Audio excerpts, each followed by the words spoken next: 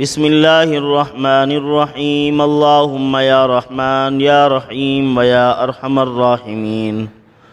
وصلی علی من ارسلتہ رحمتا للعالمین۔ نہایت ہی واجب الاحترام معزز خواتین و حضرات، آج کا جو ہمارا عمل ہے یہ ایک خاص عمل غنائے قلب کا عمل ہے، کشادگی رزق کا عمل ہے، حل المشکلات کا عمل ہے،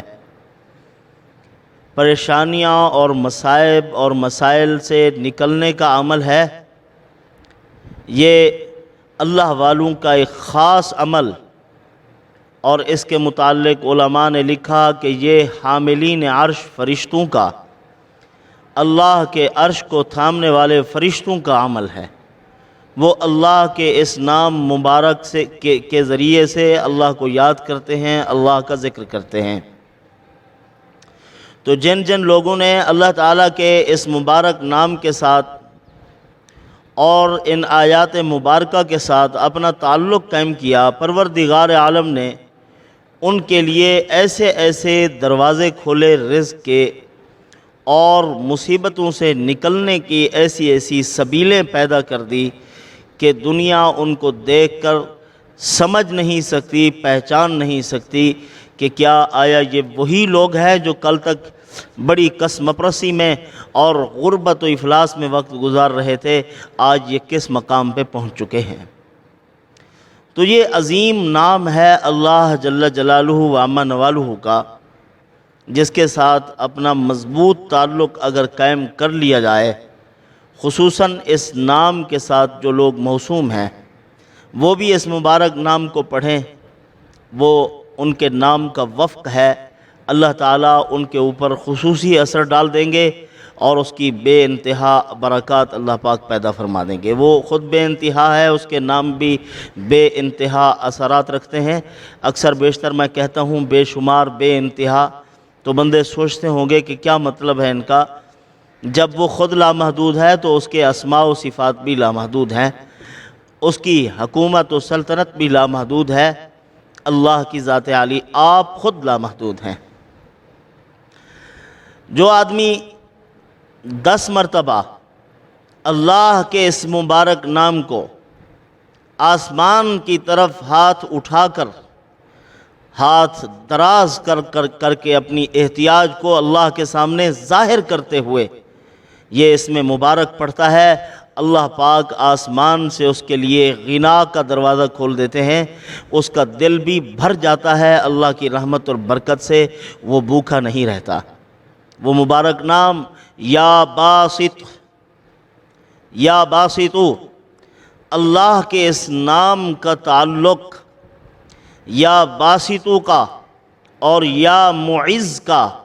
اور یا رافعو کا اللہ کے بلند خزانوں کے ساتھ تعلق ہے، جس کو قرآن مقدس میں اللہ پاک نے منافقین کو بتلاتے ہوئے، ان کو تنبیہ کرتے ہوئے ارشاد فرمایا کہ تم ان کو غریب سمجھ رہے ہو اور بھوکا ننگا معاذ اللہ سمجھ رہے ہو کہ ان کے پاس تو کچھ ہے ہی نہیں۔ تو اللہ نے فرمایا وَلِلَّهِ خَزَائِنُ السَّمَاوَاتِ وَالْأَرْضِ وَلَكِنَّ الْمُنَافِقِينَ لَا يَفْقَهُونَ۔ خزانے اللہ کے لیے ہیں، اسی کے خزانے اور بے انتہا خزانے، وہ سمندر ہیں اللہ رب العزت کے، جو تا حد نگاہ کیا ہماری آنکھیں ان کو کیا سمجھ سکتی ہیں، ہماری عقل اور فہم اس کو کیا سمجھ سکتی ہے۔ اللہ کے خزانے تو لامحدود ہیں۔ یہ محدود بندہ، محدود عقل، محدود توانائی و طاقت اس کو کیا سمجھے۔ تو اللہ کے خزانوں کے ساتھ ان اسماء مبارکہ کا تعلق، جو بندہ پڑھتا ہے اس کو خدا کے خزانوں سے استفادہ نصیب ہوتا ہے، فائدہ نصیب ہوتا ہے۔ تو بہرحال سخی، کریم، جواد، ہاتھ کھلے ہوئے بھی انہی کے ہوتے ہیں جن کا تعلق خدا کے خزانے سے ہو، مادہ پرست کبھی سخی نہیں ہوتے۔ تو اسی طرح جو آدمی چاشت کے وقت میں 10 مرتبہ یا باسطو پڑھتا ہے، اللہ رب العزت اس کے رزق میں کشادگی نصیب فرما دیتے ہیں، رزق اس کا وسیع ہو جاتا ہے، وہ کسی کا محتاج نہیں رہتا، اس کو کبھی کسی کے سامنے ہاتھ نہیں پھیلانا پڑتا۔ اسی طرح جو یہ چاہتا ہے کہ میں مخلوق سے بے نیاز ہو جاؤں، کبھی مجھے مخلوق میں تو کوئی داتا نظر نہ آئے، اللہ ہی کو داتا سمجھوں اور اسی ہی سے مانگوں میں، جو یہ چاہتا ہے کہ میں مخلوق سے بے نیاز ہو جاؤں، مجھے اللہ رب العزت ان سے بے پرواہ کر دے، مجھے کسی سے کوئی سوال نہ کرنا پڑے، نہ کسی کا محتاج رہوں، اس کو چاہیے کہ 40 مرتبہ روزانہ پڑھنے کا اہتمام کرے، 40 مرتبہ روز پڑھے۔ حل المشکلات کے لیے کسی پر کوئی مصیبت آئی، وہ پریشان ہے، اس مصیبت سے نکلنا چاہتا ہے، تو اس کو چاہیے کہ 140 مرتبہ ہر نماز کے بعد اس مبارک نام کو پڑھتا رہے، پروردگار عالم اس کے لیے اس مصیبت سے نکلنے کا راستہ پیدا کریں گے۔ اسی طرح کوئی بڑی سے بڑی مصیبت آ گئی جس سے نکلنے کا کوئی راستہ نظر نہیں آ رہا، بہت پریشان ہے، اور حالت و کیفیت یہ ہے کہ اللہ کے سوا نہ کسی پہ نظر ٹھہر رہی ہے، نہ کسی کو مددگار سمجھتا ہے، اس کو چاہیے کہ 72 ایام 72 دنوں تک 12,000 مرتبہ روزانہ اللہ کے اس نام مبارک کو پڑھتا رہے، پروردگار عالم ہر قسم کی گنجائش پیدا کر دیں گے اس کے لیے، اور اللہ رب العزت ہر قسم کی بندشیں اور رکاوٹیں، ہر قسم کی تکلیفیں اور مصیبتیں اس سے دور کر دیں گے۔ بڑی سے بڑی مصیبت سے نجات کے حصول کے لیے یہ عمل انتہائی با اثر عمل ہے۔ اسی طرح کوئی آدمی یہ چاہتا ہے اگر کہ میرے لیے غیب سے کوئی رزق کا بندوبست ہو جائے، غیب کے دروازے کھل جائیں، غیبی خزانوں سے مجھے فوائد حاصل ہوں، اس کو چاہیے کہ 3 دنوں تک 3 راتوں میں، دن نہیں بلکہ راتیں، 3 راتوں میں 1.25 لاکھ کی مقدار کو پورا کرے، پھر اس مقدار کو مکمل کرنے کے بعد روزانہ 100 مرتبہ اس عمل کو کرتا رہے، روز 100 مرتبہ اس عمل کو کرے، یا باسط یا باسط یا باسط پڑھتا رہے، تو پروردگار عالم اس آدمی کو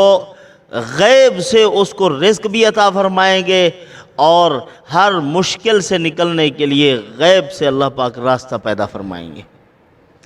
اسی طرح جو آدمی سحری کے وقت میں آنکھیں بند کر لے اور 11 مرتبہ یا باسط پڑھے، پھر اپنے ہاتھ پہ پھونک مار کے اپنے چہرے پر پھیر لے، پھر آنکھیں کھول کے 72 مرتبہ اللہ کا یہ نام پڑھے، اور پھر اس کے بعد اپنے ہاتھ دعا کے لیے بلند کر لے، جو بھی اپنی حاجت اور ضرورت بارگاہ خداوندی میں پیش کرے گا، اللہ پاک اس کی ضرورت کو پورا کریں گے۔ جو بھی حاجت و ضرورت چاہتا ہے اللہ پاک اس کی پوری کر دیں گے۔ اور ساتھ ساتھ یہ بھی پڑھے، یعنی دعا میں جب دعا مانگ رہا ہے تو دعا میں اللہم زد ثم زد ولا تنقص، اے اللہ زیادہ کر اور زیادہ کر، کمی نہ فرما اے پروردگار۔ وَإِن تَعُدُّوا نِعْمَةَ اللَّهِ لَا تُحْصُوهَا، اللہم زد ثم زد ولا تنقص وَإِن تَعُدُّوا نِعْمَةَ اللَّهِ لَا تُحْصُوهَا، یہ پڑھ کر اللہ تعالیٰ سے دعا کرے، اللہ رب العزت اس کے اوپر اپنی بے پایاں انعام اور اکرام اس پر نازل کریں گے، اللہ کی نعمتوں میں سرشار رہے گا۔ تو یہ خاص عمل ہے یا باسطوں کا۔ اسی طرح رات کے آخری حصے میں اگر کوئی آدمی اٹھ کر ہاتھ اوپر کر کے 100 مرتبہ آخری پہر، رات کے آخری حصے میں، دیگر اعمال بتائیں وہ اس جیسے نہیں ہیں، جو آدمی رات کے آخری حصے میں ہاتھ اٹھا کے آسمان کی طرف بلند کر کے گھر کے صحن میں، مسجد کے صحن میں کھڑے ہو کر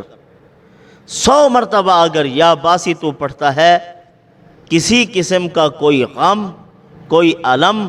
اللہ پاک اس تک نہیں پہنچنے دیں گے، اس کو خوش و خرم رکھیں گے اور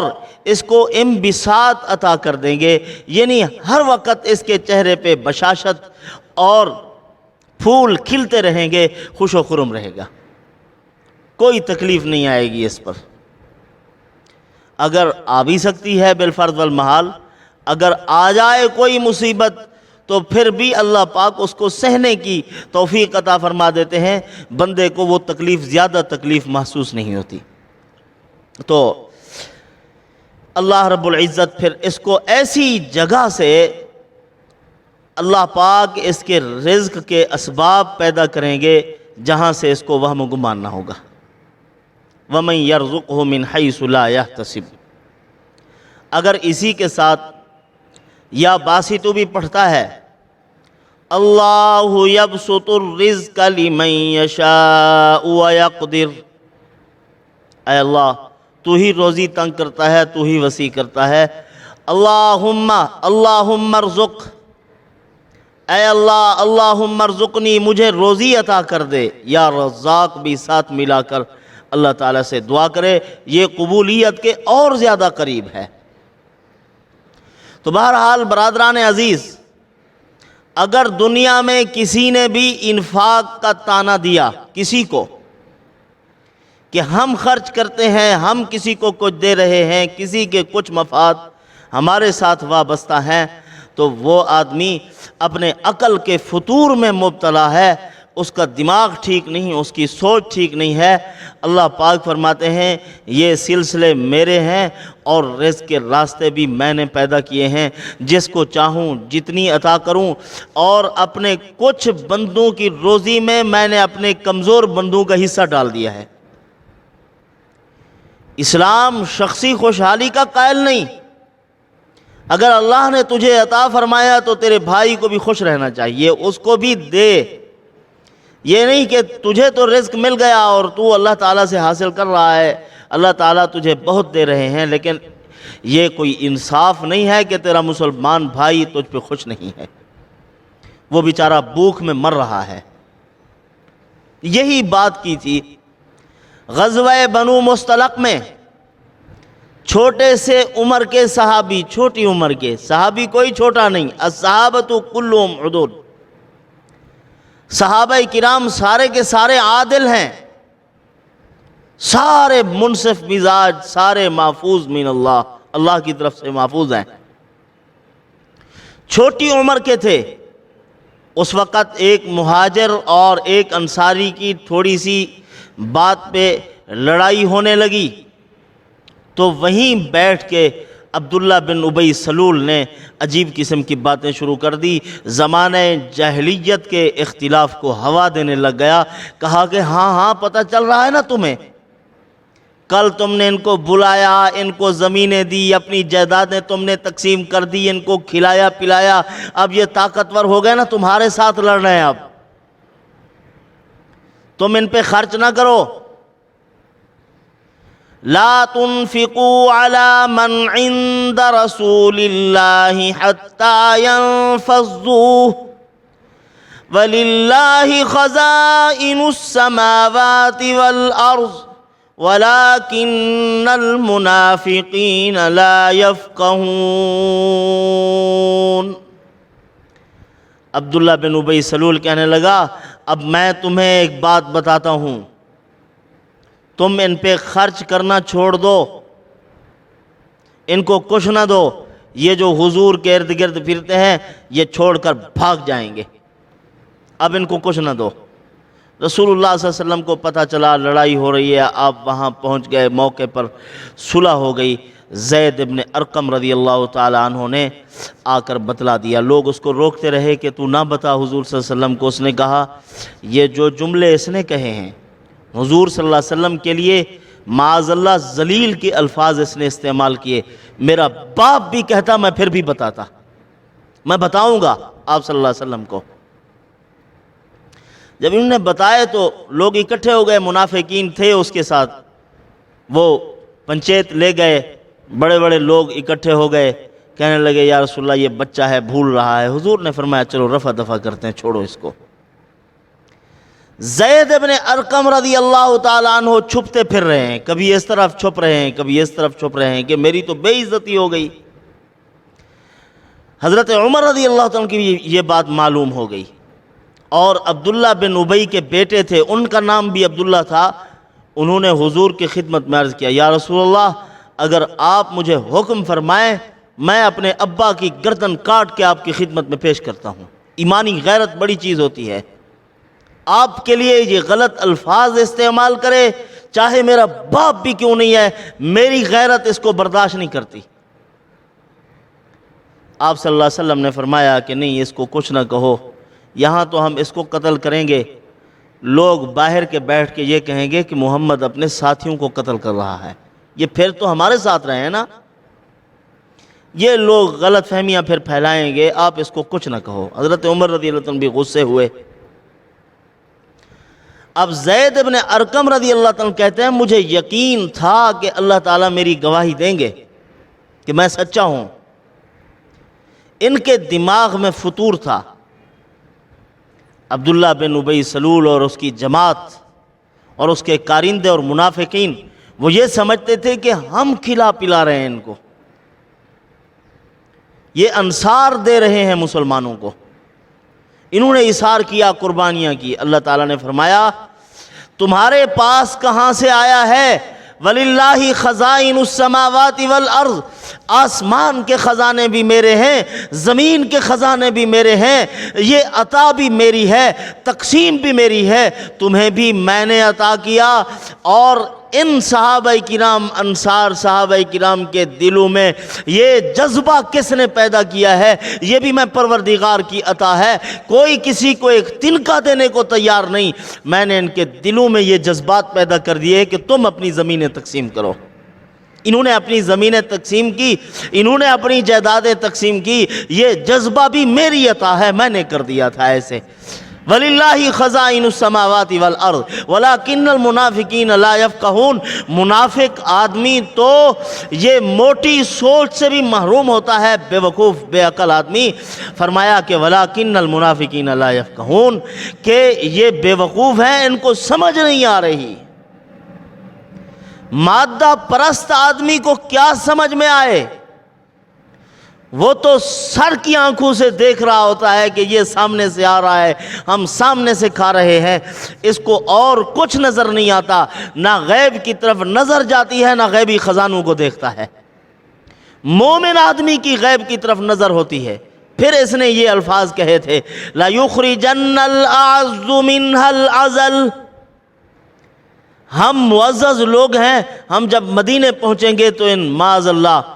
ان کو نکال دیں گے۔ اور وہ الفاظ میں نہیں بول سکتا اپنی زبان سے جو اس بدبخت نے استعمال کیے تھے۔ اللہ پاک نے فرمایا یہ اپنے تن بدن پہ اچھے کپڑے سنوار کے پہننے والے لوگ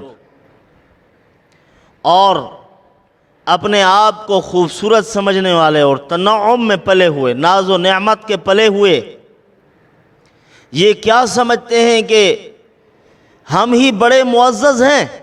ہمارے پاس پیسہ ہے، ہم معزز ہیں۔ پروردگار عالم نے فرمایا یا ایہا الناس انا خلقناکم من ذکر و انثی وَجَعَلْنَاكُمْ شُعُوبًا وَقَبَائِلَ لِتَعَارَفُوا إِنَّ أَكْرَمَكُمْ عِنْدَ اللَّهِ أَتْقَاكُمْ إِنَّ اللَّهَ عَلِيمٌ خَبِيرٌ۔